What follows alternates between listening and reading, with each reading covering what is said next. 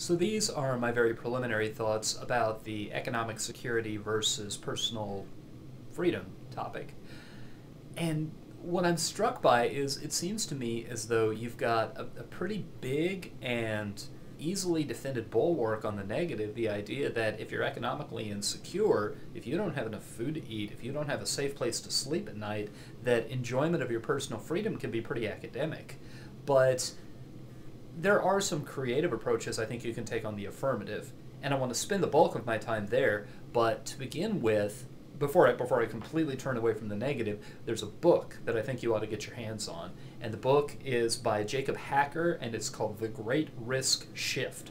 And what he does fairly early on in the book is he defines economic security, and he spends the rest of the book making the argument that people's economic security has been eroded far, far beyond what's reasonable in the past couple of generations because of an ethic of personal responsibility that he says has really become irrational.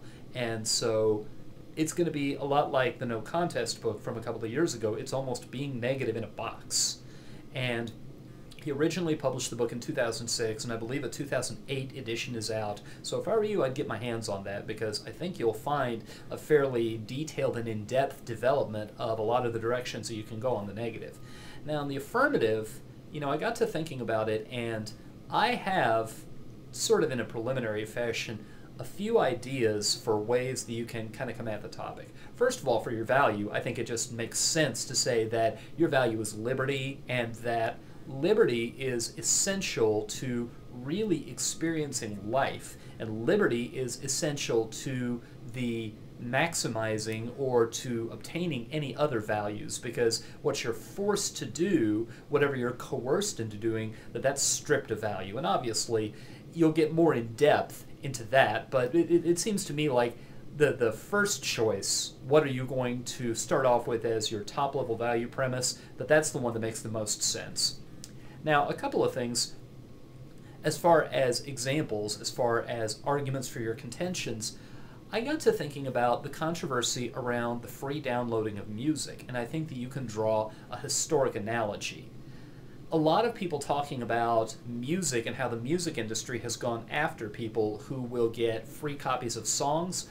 They say that the music industry's old model of selling music in a CD length compilation, that's a lot like the selling of ice.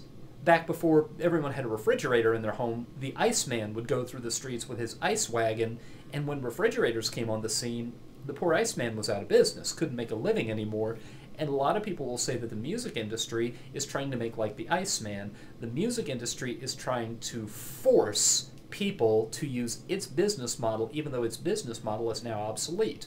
And it's probably the case that many of you know where to find free copies of songs that you want, and that wouldn't be criminalized except for the fact that the people who produce it under a certain business model, that they are trying to stick to their old way of doing business.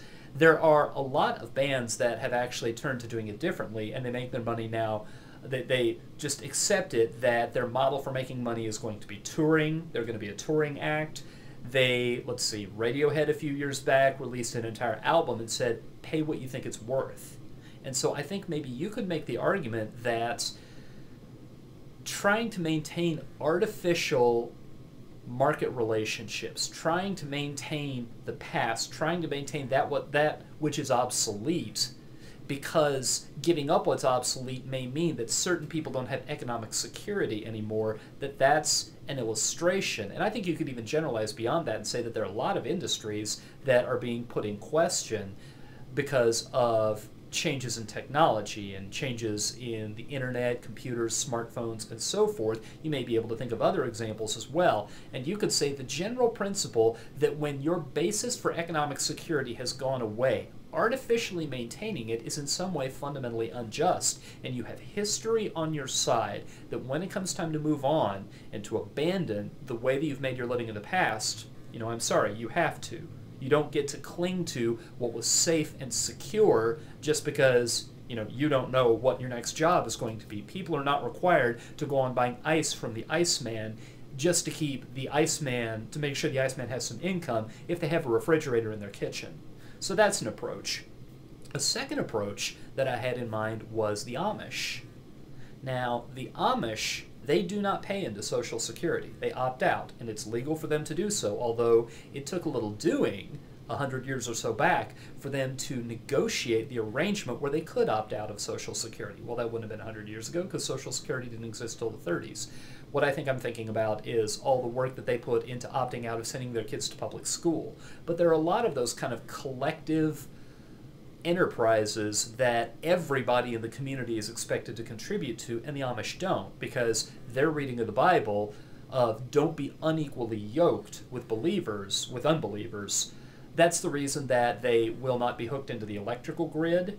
They do not believe in mingling their affairs in quite that fashion. That's also why they won't buy health insurance, because if one of them gets sick, their neighbors will just come together and provide for them. They treat them, and their neighbors do it voluntarily, which means it's an expression of personal freedom and not a coerced or required sop to economic security. So I think on the affirmative, you could describe all that, and then you could say for my opponent to win the debate, my opponent would have to prove that the Amish are doing it wrong. For you to vote negative, you have to believe that what the Amish are doing is a bad thing and that they should give it up. The fact that they don't opt into Social Security because they take care of their elderly, because they take the Bible seriously and live that way. And I know that there are sort of some touchy issues and sore spots with bringing in biblical references, because that puts a burden on your opponent that some people regard as unfair. But I think you could talk about how what the Amish do is very noble. What the Amish do is actually very admirable, and say that the negative can't win without proving that they're doing it wrong. Now, I think the obvious answer to that is even the Amish will say that the way they live is not for everybody, and that it's not their expectation that everybody will live the way they do. And I think that's the opening that the negative can choose to get at that argument. But that's a second approach. I think you could also talk about the choice that a lot of young adults have to make around the time of the college years. Do you pick a major in college? Do you pick a track through college that's going to send you right into one particular job? Do you major in accounting so you can come out the other end and be an accountant because you're sure that there's going to be job security, there's going to be a good healthy living? Or do you pursue what you're passionate about?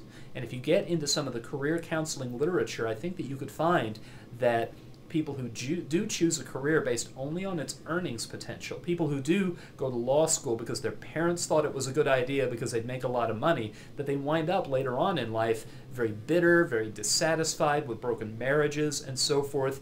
Whereas you could make the argument that if they exercised their personal freedom, and if they held out to find the line of work that would truly make them want to bounce out of bed in the morning and they couldn't wait until they get to work, that in the end, they would wind up a lot better off. They would wind up healthier, happier, and really more secure than giving up their freedom for what appeared to be the path to economic security.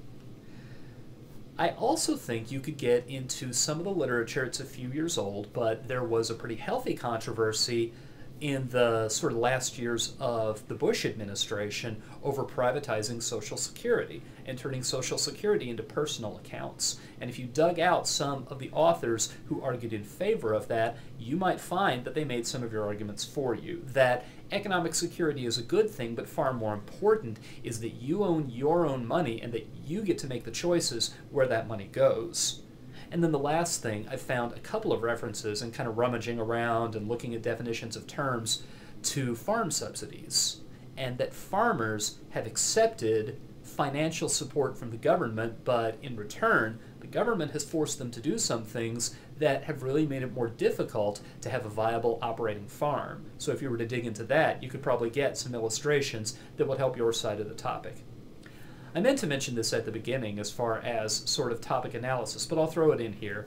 And that is, I think the way the topic will settle, I think the most popular interpretation of economic security is going to be individual or household economic security. The term is not quite so standardized that it has to be that way, and I think you could probably say that you might be able to define it as a nation's economic security or even worldwide economic security, the health of the global economy. But most of the references I saw talking about economic security referred to people having a job, having a house, and so forth, and called that economic security. One article I came across in the Journal of Economic Issues in June of 2009 defined it in the very first line of the article, said economic security is being safe from major economic catastrophes such as, and cited several examples. And it was from that article that I found the citation for the Jacob Hacker book, which also discusses the meaning of economic security. So that's my prediction of which way it'll go.